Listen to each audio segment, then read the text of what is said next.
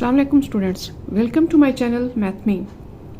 आपके GCSE exam में या फिर ओ लेवल एग्ज़ाम है, ए लेवल एग्ज़ाम्स हैं या इवन आपका मैट्रिक सिस्टम एग्ज़ाम है, ऑक्सफोर्ड सिलेबस के मैथमेटिक्स है, इस किस्म के आपको ज्योमेट्री प्रॉब्लम आ सकते हैं।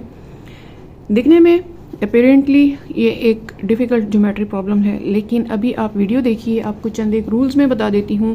चुटकियों में, मिनटों में आप ये प्रॉब्लम सॉल्व कर सकते हैं। जैसे कि एक और एग्जांपल ये मैं आपको दिखा दूँ। ये बहुत इजी है। अब आप कहेंगे कि किस तरह से ये इजी हो सकता है। एंगल यहाँ पर दिया गया है 43, यहाँ पर 27 और एक्स फाइंड आउट करना है, कैसे चेस करेंगे। कुछ रूल्स हम देख लेते हैं और उन रूल्स के बाद आपके लिए इस किस्म के डिफ़िकल्ट से डिफ़िकल्ट क्वेश्चन भी सॉल्व करना बहुत ईजी हो जाएगा। जैसे कि एक एग्जांपल ये मैंने रखी है, कुछ क्वेश्चंस और हैं मेरे पास। ये सब मैं अभी के लास्ट में सिखाती हूँ, लेकिन क्या है कि हमें कुछ रूल्स बस सीखने हैं। वो रूल्स आपको किस तरह से याद रह जाने हैं, आप वीडियो देखते रहिए। चुटकियों में अभी आपको वो रूल्स भी याद हो जाएंगे और आपके लिए इस किस्म के क्वेश्चन सॉल्व करना भी बहुत इजी हो जाएगा। रूल्स कैसे याद हो जाएंगे, अभी आप देखिए कि मैं आपको बताती हूँ कि फॉर एग्जांपल ये है, ठीक है, अल्टरनेट एंगल्स जी फॉर्म में। अब ये जी फॉर्म हमें कहाँ मिलेगी, कैसे, किस तरह से डायग्राम में हम इसे ढूंढ सकते हैं। और जी फॉर्म के एंगल्स को क्या करना है, वर्टेक्स को जो टच कर रहे हैं वो एंगल इक्वल है, जी शेप है, वर्टेक्स को जो एंगल टच कर रहे हैं वो आपस में इक्वल हैं। और ये जी फॉर्म जो है ये आपकी फ्लिप करें तो इस शेप में भी अगर हो सकती है, तब भी वर्टेक्स को टच करने वाले एंगल्स इक्वल हैं। ठीक है जी, एक ये हो गया कि आपने जी फॉर्म को याद रखना है। दूसरे क्या आपने याद रखना है, आपने कॉरेस्पॉन्डिंग एंगल्स याद रखनी है। अच्छा, जी शेप के एंगल्स मैं बता दूं, वो अल्टरनेट एंगल्स, जी शेप के एंगल्स ये देखिए, उन्हें अल्टरनेट एंगल्स कहेंगे। ठीक है, दूसरे क्या है हमारे पास, कॉरेस्पॉन्डिंग एंगल्स है, एफ शेप के एंगल्स। एफ शेप के एंगल्स क्या हैं कि उसी तरह वर्टेक्स को टच करने वाले, ये आउटसाइड की तरफ या ये आउटसाइड की तरफ है, ये इनर है, दोनों इन साइड के अगर हम लेंगे तो वो एक अलग ही और ही एंगल्स हो जाते हैं और उन्हें हम को इंटीरियर एंगल्स कहेंगे, उसे हम बाद में पढ़ते हैं।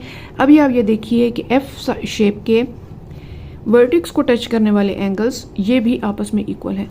अब ये एफ शेप इस तरह से भी हो सकता है, आप इसे फ्लिप करें इस तरह से भी हो सकता है, और बिल्कुल इन्वर्टेड फॉर्म में भी हो सकता है कि एफ उल्टी शेप में है तो उसके भी वर्टेक्स को टच करने वाले एंगल्स इक्वल हैं। ठीक है, ये चंद एक चीज़ें हैं जो आपने याद रखनी है। इसी वीडियो में ही मैं आपको बताते बताते में ही इतनी बार रिपीट कर दूंगी, इतनी बार बता दूंगी कि आपको ये इस वीडियो के लास्ट में सब याद होंगे। वर्टिकली अपोजिट एंगल किस किस्म के, क्रॉस लगाएं, और अपोजिट एंगल्स ये आपस में इक्वल हैं। 4 पेयर हैं हमारे पास, सॉरी 2 पेयर हैं, 4 एंगल्स हैं, ये दोनों आपस में इक्वल हैं। एंगल 1 और 2 अपोजिट हैं, 3 और 4 अपोजिट हैं, तो 1 और 2 इक्वल, 3 और 4 इक्वल। बस जी, ये चंद चीज़ें आपने याद रखनी है। किस तरह से, अभी मैं आपको दिखा दूँ कि हम एक पेपर पर इसे ड्रॉ कर लेते हैं और इन सब चीज़ों को समझते हैं। करना क्या है हमने कि ये देखिए, कोई सी 2 लाइंस हैं, ट्रांसवर्सल उन्हें कट कर रहा है, तो हमारे पास किस तरह से एंगल्स वजूद में आते हैं। ये वर्टिकली अपोजिट हो गए। वर्टिकली अपोजिट क्या कहा था हमने, वो दोनों एंगल्स इक्वल हैं। ठीक है, मैं यहाँ पर इन्हें नाम दे देती हूँ बिल्कुल ही डिफरेंट, आर और एस, 1 2 3 4 से बिल्कुल अलग, ताकि आपको डिफ़िकल्ट से डिफ़िकल्ट भी क्वेश्चन नज़र आ रहा हो तो वो बहुत ईजी लगे। वर्टिकली अपोजिट इक्वल हो गए, एंगल आर इक्वल हो गया एंगल एस के। ठीक है जी, इसी तरह अब ये वर्टिकली एंगल है, वर्टिकली अपोजिट एंगल है T and you, angle T equal हो जाएगा एंगल यू के। अच्छा, अब जी शेप कहाँ देखेंगे हम, कैसे हमें यहाँ नज़र आ रही है जी शेप। जी शेप है आपके पास ये, और जी शेप को हमने क्या कहा था, अल्टरनेट एंगल्स। अल्टरनेट एंगल्स का क्या था कि वर्टेक्स को टच करने वाले एंगल्स आपस में इक्वल हैं, ये हैं, ये अल्टरनेट एंगल्स हैं। तो एंगल एस अब इस एंगल के इक्वल है और इसको हम कोई नाम दे देते हैं। फॉर एग्जांपल इसे नाम दे देती हूँ मैं एंगल वी। तो देखिए क्या हो गया, एंगल एस इक्वल हो गया एंगल वी के, अब एंगल एस तो आर के इक्वल था, तो इसका मतलब है कि angle V and angle R भी सेम हो गए ना। मिस्ट्री किस तरह से सॉल्व होती चली जा रही है, हम किस तरह से एंगल्स के पास पहुंचते चले जा रहे हैं, कोई एंगल इसमें हमसे ऐसा नहीं होगा जो छूट जाए। अच्छा जी, अब हम आ जाते हैं इस एंगल पे आ जाइए, वर्टिकली अपोजिट हो गए, क्रॉस साइड क्रॉस लाइन और वर्टिकली अपोजिट एंगल्स जो मैंने बताया कि इक्वल है, तो एंगल वी एंगल इस एंगल के इक्वल है, और फॉर एग्जांपल इस एंगल को हम एक्स कह देते हैं, ठीक है। तो एंगल वी हो गया एंगल एक्स के equal, angle V angle R के इक्वल था, एंगल आर एंगल एक्स के इक्वल हो सकता है, ठीक है। कुछ एक एंगल हमें अगर वो दे देते हैं तो जंप करते हुए दूसरे एंगल्स के पास पहुंचना और मिस्ट्री को सॉल्व करते जाना हमारे लिए बहुत इजी होता चला जाएगा। अच्छा, अब एंगल एक्स भी हमें मिल चुका है और हम जी शेप भी जानते हैं।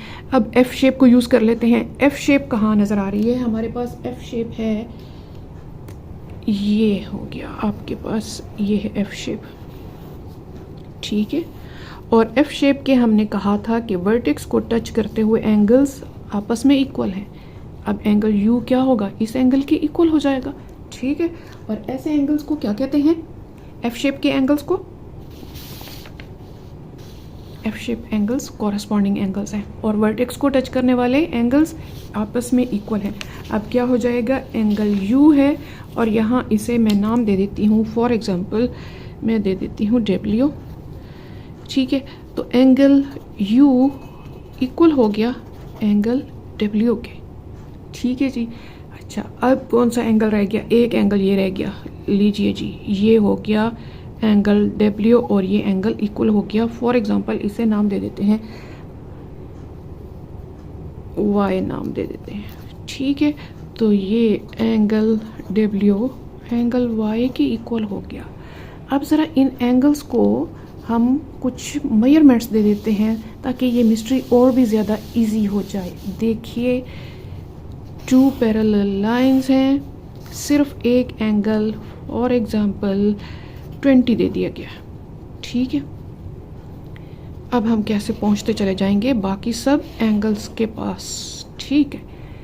20 एंगल दे दिया गया तो alternate opposite angles, sorry vertically opposite angles क्या होंगे? ये भी 20 हो जाएगा, हो गया 20। अच्छा, जब ये 20 हो गया तो अब हमने कहाँ पे पहुँच सकते हैं हम? ये जी शेप है, जी शेप है, कहाँ नज़र आ रही है हमें?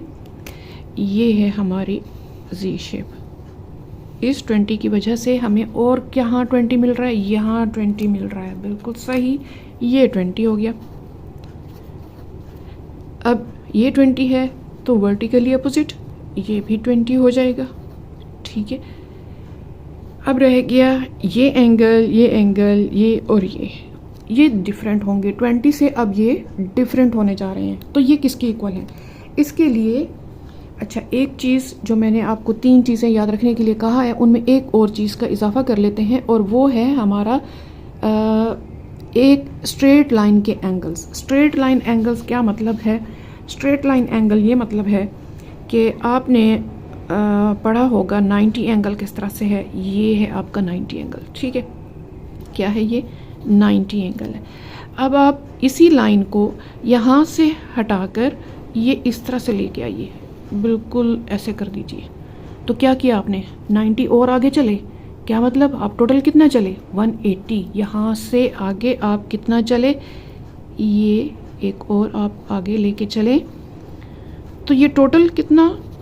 ये भी 90, ठीक है। तो यहाँ से टोटल हमने कितना मूव किया है? यहाँ से टोटल हमने 180 मूव किया है। इसका मतलब स्ट्रेट लाइन का एंगल 180 होता है, ठीक है। अब स्ट्रेट लाइन का एंगल 180 है तो आप बता सकते हैं ये 20 प्लस दिस एंगल, ये इस एंगल को मैं सम करूं, 20 प्लस दिस एंगल 180 होगा, ठीक है। तो इसको मैं नाम दे देती हूँ फॉर एग्जांपल x, तो x प्लस 20 180 होना चाहिए, ठीक है, स्ट्रेट लाइन एंगल। तो x इक्वल टू क्या हो गया? 180 माइनस 20, यानी कि ये एंगल है हमारे पास, x क्या है? एंगल 160 है। अगर ये 160 है तो वर्टिकली अपोजिट एंगल क्रॉस वाले क्या होंगे, आपस में इक्वल होंगे, ये 160 होगा। ठीक है जी, लीजिए जी मिस्ट्री एक बार फिर से सॉल्व होती चली जा रही है। ये 160 है तो ये भी एंगल 160 होगा, वर्टिकली अपोजिट हो गए। अच्छा, अब हम आ जाते हैं एफ शेप की तरफ। देखिए अब हमें एफ शेप एक और एंगल के पास लेके जा रही है और ये शेप है यहाँ पर, ये हमें एक और एंगल के पास लेके जा रहा है। वो कौन सा, यहाँ देखिए एफ शेप में वर्टेक्स को टच करने वाला एंगल और वर्टेक्स को टच करने वाला एंगल आपस में इक्वल हैं। अगर ये 160 है तो ये क्या होगा जी, बिल्कुल ये 160 होगा, ये एंगल भी 160 हो गया। अब ये 160 है तो क्या हो गया, वर्टिकली अपोजिट एंगल, यहाँ भी 160 मिल गया। लीजिए जी, सारे के सारे एंगल्स हमने फाइंड आउट कर लिए। है क्या याद करने को, सिंपली आपके पास जी शेप याद करना है, उसके वर्टेक्स को टच करने वाले एंगल्स आपस में इक्वल होंगे और ये शेप आपकी इस तरह से उल्टी फॉर्म में भी हो सकती है। जी शेप याद कर लिया, एक्स शेप याद कर लिया कि वर्टिकली अपोजिट एंगल्स ये इक्वल होंगे। इन एंगल्स को हमने कहना है, जी शेप के एंगल्स का नाम है alternate angles, vertically opposite angles. ठीक है, और एक और शेप एफ शेप याद रखनी है आपने। ठीक है, इसके वर्टेक्स को टच करने वाले एंगल और एफ शेप आपका इस तरह से फ्लिप किया हुआ भी हो सकता है और आपका इस तरह से इन्वर्टेड भी हो सकता है। तो ये आपके एंगल्स इक्वल होंगे और इनका नाम क्या है, इनका नाम है जी कॉरेस्पॉन्डिंग एंगल्स। बस ये सब आप याद रखें। और एक और चीज़, स्ट्रेट लाइन का एंगल 180 होता है, ये चीज़ आपने याद रखनी है। अब अगर इसको कोई लाइन कट करती है, फॉर एग्जांपल यहाँ पर 30 का एंगल है, तो आप समझ जाएंगे कि ये एंगल कितने का होगा जी, बताइए, बिल्कुल जी बताइए कितने का, 150, बिल्कुल सही। तो ये एंगल 150 होगा। ठीक है, ये आपके कितनी हो गई फैक्ट्स हो गया स्ट्रेट लाइन का, अल्टरनेट, वर्टिकली अपोजिट और कॉरेस्पॉन्डिंग एंगल्स। 1 2 3 4 सिर्फ 4 रूल्स आपने याद करना है और आपकी क्वेश्चंस की मिस्ट्री सॉल्व होती चली जाएंगी। आपको किसी एंगल को चेस करना है, सिर्फ एक एंगल दे दिया गया है, आप चेस करके उस एंगल तक पहुंच सकते हैं। अगर आपको 3 लाइंस, ये मैं यहाँ पर ड्रॉ करती हूँ, 3 लाइंस हैं आपके पास, ठीक है जी, और एक ट्रांसवर्सल उसे कट करता है, तो अब आप बता सकते हैं कि कितने एंगल्स, टोटल कितने एंगल्स हैं जो हमें यहाँ से मिल सकते हैं जी, बताइए जी, बिल्कुल सही, सिर्फ और सिर्फ 2 एंगल्स होंगे, सिर्फ और सिर्फ 2 एंगल्स। कैसे 2 एंगल्स, यहाँ तो हमें इतने ढेर से एंगल्स मिल रहे हैं, ये यहाँ यहाँ यहाँ यहाँ, इतने बहुत से एंगल्स हैं, तो हमने कैसे कह दिया कि सिर्फ 2 एंगल्स हैं इन सब में जी, सिर्फ 2 एंगल्स इस तरह से हैं कि बिल्कुल वही केस ले लीजिए आपका। यहाँ पर फॉर एग्ज़ाम्पल यहाँ पर मैं क्या लूँ, मैं ले लेती हूँ, ठीक है जी, मैं यहाँ पर ले लेती हूँ 45, ये 45, ये 45, ये 45, तो जी शेप के साथ हम आ जाते हैं। ये 45 हो गया, क्या हो गया, जी शेप क्या था, अल्टरनेट एंगल्स थे, ये जी शेप है। यहाँ पर इस वर्टेक्स को जो टच कर रहा है, इस वर्टेक्स को टच करने वाला, ये दोनों आपस में इक्वल होंगे, तो ये देखिए ये हमारा जी शेप है, ये वर्टेक्स और ये वर्टेक्स आपस में इक्वल हो गए 45।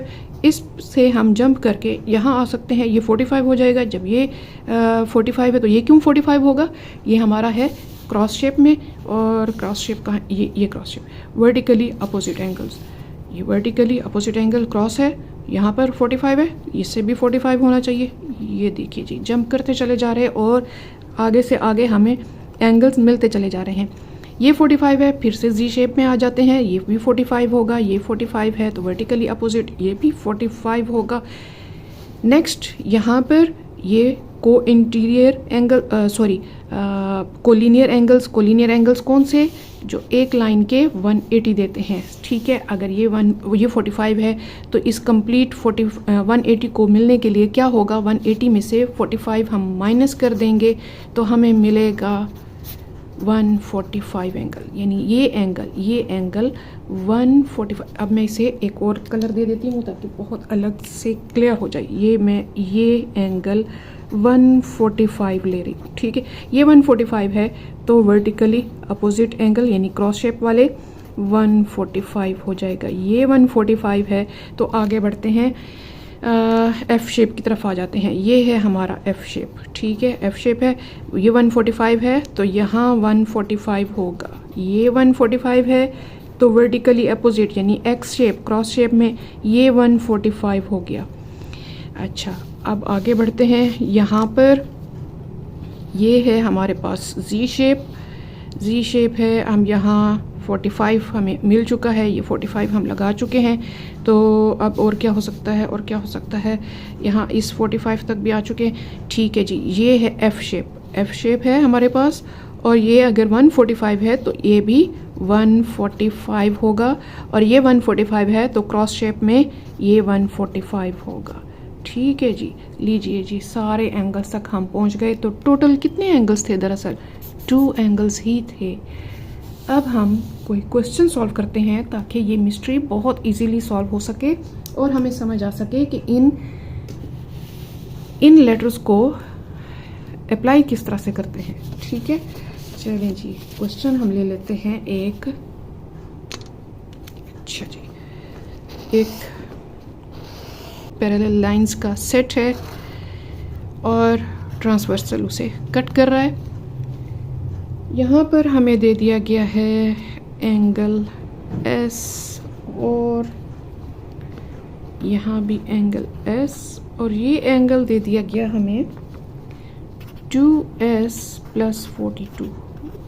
और क्या कहा जा रहा है, फाइंड एस। किस तरह से अब हमने फाइंड आउट करना है और कैसे हम जंप करते हुए एक से दूसरे एंगल की तरफ पहुंचते चले जाएंगे, ठीक है। सबसे पहले तो यहाँ देखिए, ये क्या है, हमारा 180 बना रहा है एस और 2s + 42। एस और 2s + 42 हमें 180 दे रहा है, ठीक है।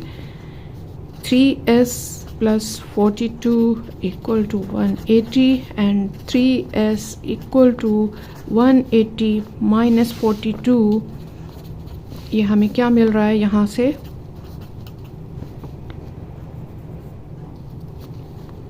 138।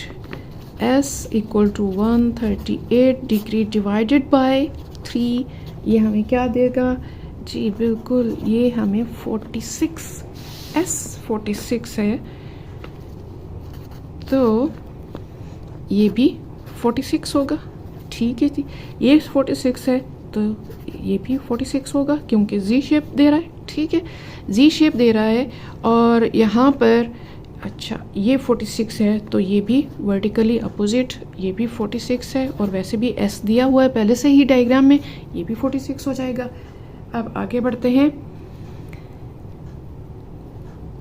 यहाँ से यहाँ ये कंप्लीट 180 देगा तो 180 - 46 कितना मिलेगा हमें, 180 - 46। यहाँ से हमें मिल रहा है 4 और यहाँ से हमें मिल रहा है 4, 144, ठीक है जी। सॉरी ये 3, 134। तो ये है 134। अगर ये 134 है तो यहाँ भी 134 एंगल होगा। दूसरे क्या हो सकता है, जी शेप भी हो गया 134, ठीक है, ये 134 के इक्वल होगा। और देखते हैं क्या वाकई 2s + 42 134 ही के इक्वल आ रहा है। 2s की वैल्यू हमने देखी 46 है और प्लस इसमें 42 है, तो ये क्या हो रहा है, 2 × 6 = 12, 2 × 4 = 92 हो रहा है, और प्लस 42, तो क्या ये 134 बन रहा है। देखते हैं हम, इन दोनों को सम करें, 92 + 42 4 एंड जी, लीजिए जी 134। तो वो जो हम जंप करते हुए पहुंचे हैं 134 तक, बिल्कुल सही एक्यूरेट जा रहा है। बस इसी तरह से ही आपने इन सारे फैक्ट्स को यूज़ करना है। करना क्या है, सिंपली आपने अल्टरनेट एंगल्स याद रखने हैं, फिर आपने याद रखना है हमारे कॉरेस्पॉन्डिंग एंगल्स याद रखना है, फिर आपने वर्टिकली अपोजिट एंगल्स याद रखना है, और आपने कोलीनियर एंगल्स याद रखने हैं। कोलीनियर मतलब एक लाइन के एंगल्स कोलीनियर आपस में क्या मतलब, साथी। तो ये दोनों का सम किसके इक्वल, कोलीनियर एंगल्स का सम 180, और इन्हें सप्लीमेंट्री एंगल्स भी कह सकते हैं। सप्लीमेंट्री एंगल मीन 180 एंगल, ठीक है, ये सप्लीमेंट्री एंगल्स हैं। बस इतना याद रखना है और आपके मिस्ट्रीज सॉल्व होती चली जाएंगी, आप क्वेश्चंस तक पहुंचते चले जाएंगे। एक और थोड़ा सा डिफ़िकल्ट क्वेश्चन मैं आपको करा दूं ताकि बहुत इजी हो जाए आपके लिए ये तमाम क्वेश्चंस को सॉल्व करना, ठीक है जी। एक और क्वेश्चन ले लेते हैं, और ये मैं ड्रॉ कर रही पैरेलल लाइंस, और एक ट्रांसवर्सल यहाँ से आ रहा है और एक ट्रांसवर्सल ये जा रहा है। लीजिए जी, दो ट्रांसवर्सल है, और गिवन क्या है, गिवन है इसमें हमारे पास सिंपली अच्छा जी, इसमें 60 और यहाँ पर हमें एंगल दे दिया गया है सेकेंड 1 यहाँ, ये ठीक है 110, और हमें कहा जा रहा है कि ये एंगल फाइंड आउट करें। अच्छा जी, इस एंगल को हमने चेस करना है। किस तरह से हम यहाँ पहुँच सकते हैं, आइए जी देखते हैं। ये 60 है, क्रॉस शेप है, पहुँच जाइए जी इस एंगल पे, और ये 60 हो गया 60। अच्छा, अब आगे क्या कर सकते हैं, ये क्रॉस शेप हमें नज़र आ रही है, यहाँ भी वर्टिकली अपोजिट एंगल, ये हो गया 110। अच्छा, ये 110 हो गया, तो आगे हम पहुँचते हैं, कहाँ तक जा सकते हैं हम,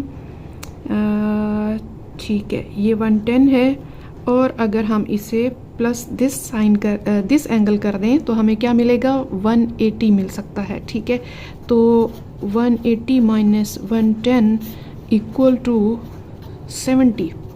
लीजिए जी, ये 70 मिल गया। ये 70 है तो वर्टिकली अपोजिट क्रॉस शेप में ये भी 70 होगा। अच्छा, ये 70 है तो जी शेप की तरफ आते हैं, वो कोई हेल्प दे रहा है हमें, ये है जी शेप, नहीं अभी जी शेप तक हम नहीं आए, ठीक है। एफ शेप हमें हेल्प दे रहा है जी, ये है एफ, ये एफ शेप है।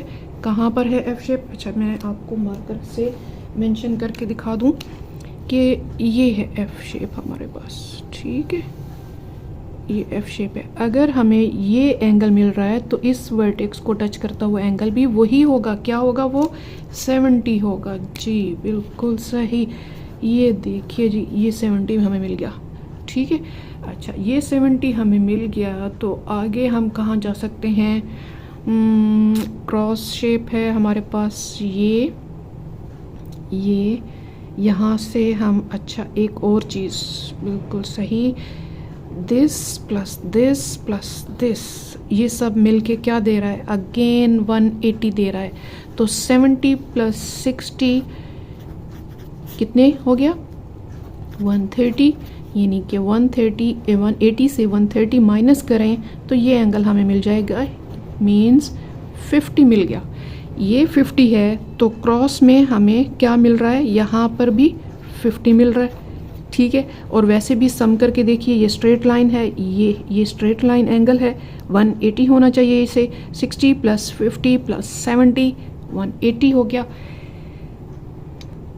अच्छा, अब आगे कहाँ जा सकते हैं हम, अब हम इस जी शेप की तरफ आ जाते हैं। ये है जी शेप हमारे पास, और इस वर्टेक्स को जो टच कर रहा है एंगल, वो इस वर्टेक्स को टच करने वाले एंगल से इक्वल होगा।